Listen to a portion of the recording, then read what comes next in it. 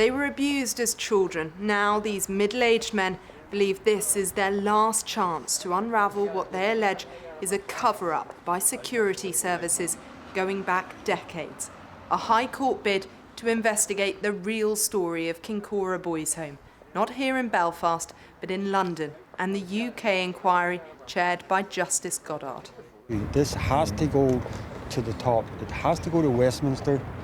Westminster has the authority, they have the power, and they have most of the documents. I just can't even get a night's sleep. It's just always in my head, things that's happened to me. In 1981, 3 senior staff at Kincora were convicted of sexually abusing 11 boys in their care. Joseph Mains, his assistant Raymond Semple, and the housefather William McGrath, the leader of an extreme loyalist movement called Tara. But attempts to establish the truth about British state collusion in what went on here have so far been blocked. It's been persistently alleged that William McGrath was an informant for British intelligence. But after 2 judge-led inquiries, MI5's involvement is still unclear. There were complaints about Kincora from as early as 1967, but the scandal didn't unravel until 1980. I was just thinking of the other boys too.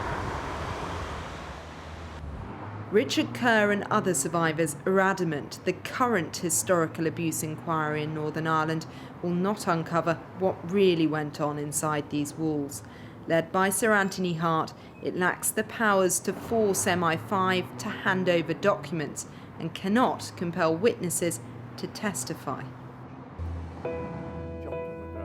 Colin Wallace is a former Army intelligence officer who blew the whistle more than 40 years ago.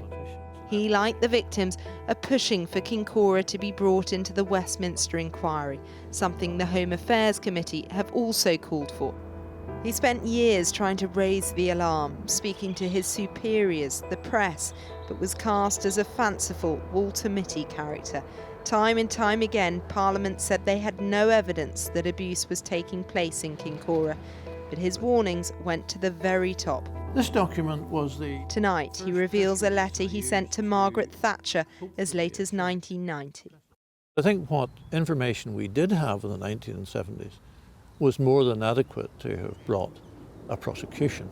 I just find it so hard to believe why somewhere along the line the amazing security apparatus that we had in Northern Ireland in 1974, and it was really comprehensive, all the different agencies, why they failed to intervene to stop that at any point during those years.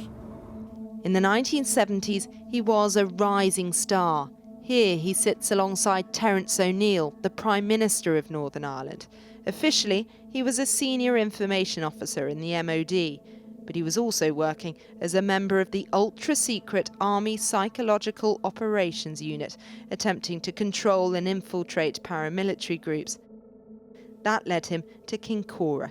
In 1973, he briefed journalists in the hope they would start investigating, but it didn't work. The following year, increasingly exasperated, the army and police were aware of the abuse claims, but nothing was being done. He sent a memo to his superiors, appealing to them to take action. Dated the 8th of November 1974, it reads, I find it very difficult to accept that the RUC consistently failed to take action on such serious allegations unless they had specifically received some form of policy direction. Such direction could only have come from a very high political or police level. If the allegations are true, then we should do everything possible to ensure that the situation is not allowed to continue. The youngsters in these hostels almost certainly come from problem families, and it is clear that no one will fight in their corner unless we do. Well, bearing in mind we're dealing with the army and the police, they themselves had a lot of authority. It is virtually impossible for any organisation to stop a chief constable or indeed a senior police officer from doing their duty. And I can only conclude, therefore, that whoever did stop action being taken had to have considerably more power. And in the context of Northern Ireland, that must have been from London. I can think of no one in Northern Ireland who had that level of authority. Colin was vilified, discredited and wrongly jailed for manslaughter. The conviction was later quashed. He always maintained he had told the authorities boys were being abused from the early 1970s, but those allegations were dismissed. Then, in 1990, Margaret Thatcher admitted that her government had misled Parliament and the public about Wallace's role, but she didn't address the issue of child abuse. A few months later, he wrote this letter, shared with Channel 4 News for the first time. Instead of the positive response promised by ministers, each of my letters has been fobbed off with absurd excuses. Despite the assurances given to Parliament that previous errors in ministerial statements have been corrected, the government is still misleading the House over those issues.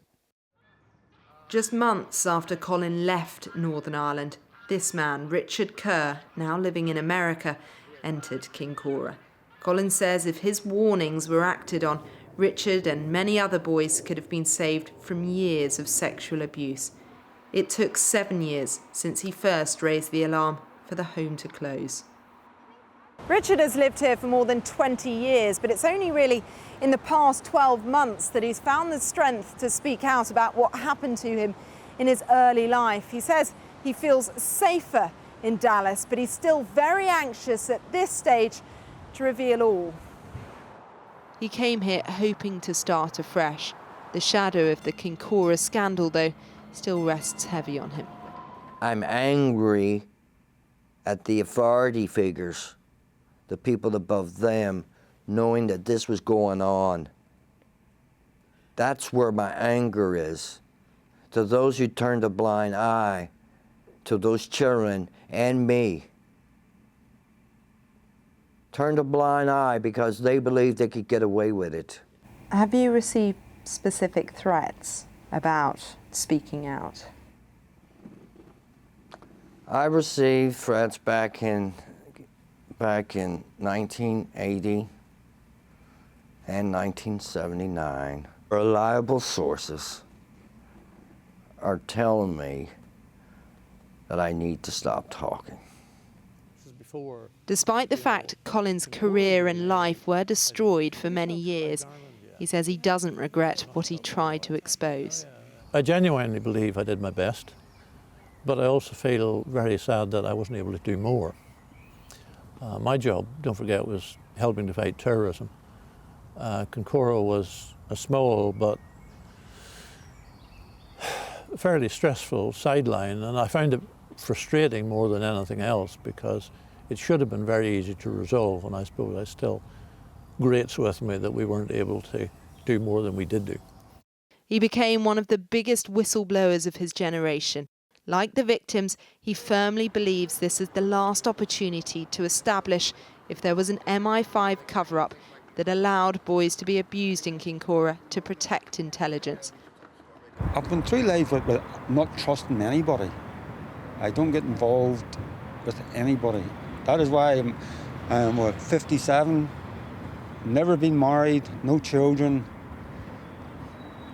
And that is, I'm just an ordinary guy.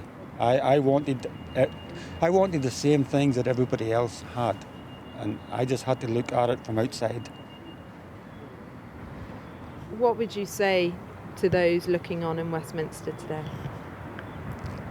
Let us have our day in the sunshine. You know, we're getting old, so draw a line under this. And if a line isn't drawn, they fear they could remain on the outside, the state's alleged role in their troubled past covered up forever.